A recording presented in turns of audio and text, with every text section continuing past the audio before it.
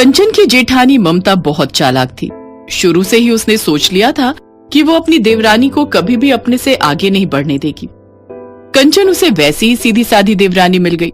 कंचन की शादी को कुछ ही दिन बीते थे। एक दिन घर में रिश्तेदारी की कुछ खास औरतें आने वाली थी। तभी ममता अपनी सास से बोली, माँ जी, ये तो आप ना मेरे साथ नाइंसाफी कर रहे हो। क्या हुआ? कौन सी नाइंसाफी कर दी मैंने? माँ जी, जब मैं शादी होकर आई थी तो आपने चीनी छुपा दी थी और बोला कि बिना चीनी डाले मीठी चाय बनाकर दिखाओ। तब मैंने गुड़ की चाय बनाकर दिखाई थी, पर आप कंचन की कोई भी परीक्षा नहीं ले रहे हो। अच्छा, तो ये बात है। ठीक है, हम कंचन की भी परीक्षा ले लेते हैं। फिर तो तुम नहीं कहोगी ना। पर कंचन से करवाएं क्या? बिना घी के पराठे। आप कंचन को बोलो कि आज जो मेहमान आ रहे हैं वो उनके लिए बिना घी के मुलायम पराठे बनाए।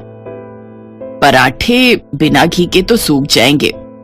यही तो मैं चाहती हूँ कि पराठे सूखे और कंचन परीक्षा में फेल हो जाए। क्या हुआ? क्या सोच रही हो? बिना घी के पराठे ही बनाने हैं ना, या कुछ और?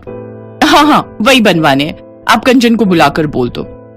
कंचन की सास उमा ने उसे अपने पास बुलाया और बोली, बहू, जो भी मेहमान आ रहे हैं सबके लिए पराठे बनाने हैं। जी माँ जी, मैं बना लूंगी। घी कहाँ रखा है मुझे बता दीजिए। पराठों में घी नहीं लगाना, बिना घी के पराठे बनाने हैं। मुलायम बनाना, पराठे मुलायम होने चाहिए। माँ जी, बड़ी मौसी जी के तो दांत ही नहीं है, नकली दांत हैं। वो तो वैसे भी मुलायम पराठा खाती हैं। हाँ, दांत तो बड़ी मौसी जी के साथ साथ जेठानी जी के भी खराब हैं। कई बार बोलती है कि सख्त चीज नहीं खानी। कंचन बहू, इस बात का ख्याल रखना, पराठे सूखने नहीं चाहिए। जी, मैं इस बात का ख्याल रखूंगी। कंचन रसोई में पराठे बनाने के लिए चली जाती है और ममता मन ही मन हंसने लगती है। अब आएगा मजा जब पराठे लकड़ी की तरह सूखे होंगे और यही माँ जी को पता चलेगा कि उनकी बड़ी बहू ज्यादा समझदार और बेहतर है, छोटी बहू बेकार है।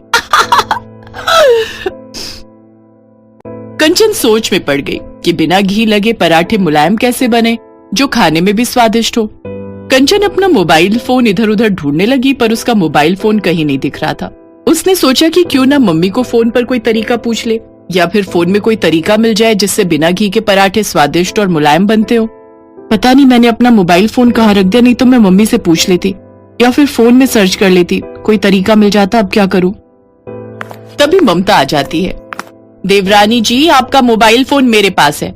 माँ जी ने बोला है कि जब तक आप पराठे नहीं बना लेते तब तक मोबाइल मेरे पास रहेगा।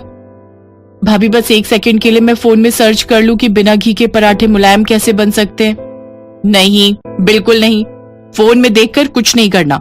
माँ जी ने तुम्हें जो काम बोला है उसे खुद करो, नहीं तो वो गुस्सा करेंगी। ममता भाभी, आपको ऐसा तरीका पता है जिससे पराठे घी लगाए बिना मुलायम और टेस्टी बन जाए?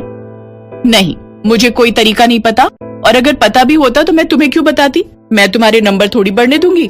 मतलब कि काम तुम्हें दिया गया है और बताकर मैं तुम्हारे नंबर बढ़ा दूं। सबके बीच में तारीफ की पात्र बनो तुम, और वो भी मेरे से पूछकर। हा, नहीं, पहली बात तो मुझे पता नहीं, और दूसरी बात पता होता तो भी ना बताती। ममता का ऐसा नेचर देखकर कंचन हैरान रह गई। ममता मुंह बनाती हुई रसोई से बाहर चली गई।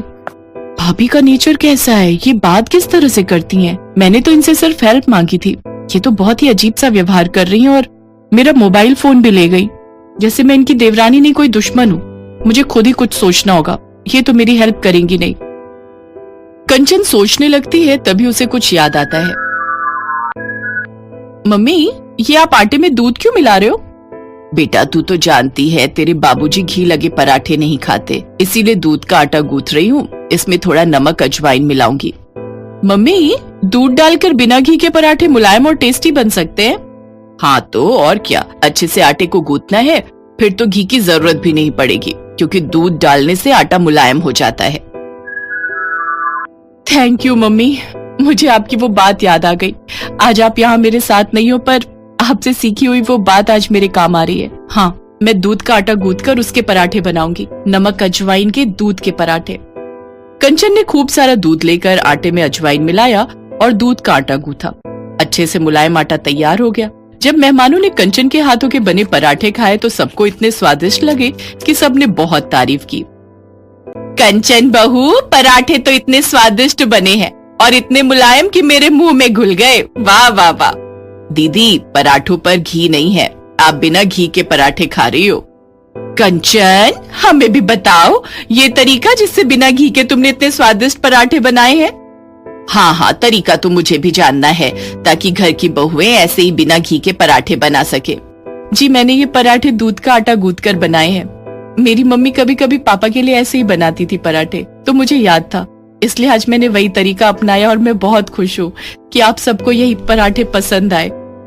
सब मेहमानों के जाने के बाद कंचन की सास एक बार फिर उसकी तारीफ करती है। ममता भी वहीं खड़ी थी। कंचन बहू, पता है जब ममता इस घर में आई थी तब मैंने इसे बिना चीनी की चाय बनाने के लिए कहा था। तब ममता ने गुड़ की चाय बनाई थी और आज मैंने तुम्हारी भी परीक्षा ली। तुम्हें बिना घी के पराठे बनाने के लिए कहा, पर तुम उस परीक्षा में पास हो गई। मुझे गर्व है कि मेरी दोनों बहुएं बहुत समझदार हैं। थैंक यू माँ जी, पर मुझे आपसे कुछ कहना है।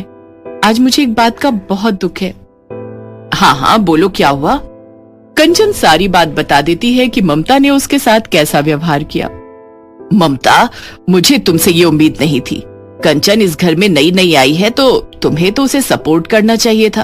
तुमने भी तो गुड़ की चाय बनानी कहीं सीखी होगी, तभी तो तुम इस परीक्षा में पास हुई थी। आई एम सॉरी कंचन, मैंने तुम्हारे साथ अच्छा नहीं किया। आई एम सॉरी माँ जी। वैसे गुड़ की चाय बनाने मैंने अपनी मम्मी से सीखी थी, इसीलिए मैं आसानी से बना पाई। कंचन, अब से मैं तुम्हारे साथ ऐसा बर्ताव नहीं करूंगी। हम मिलकर प्यार से रहेंगे।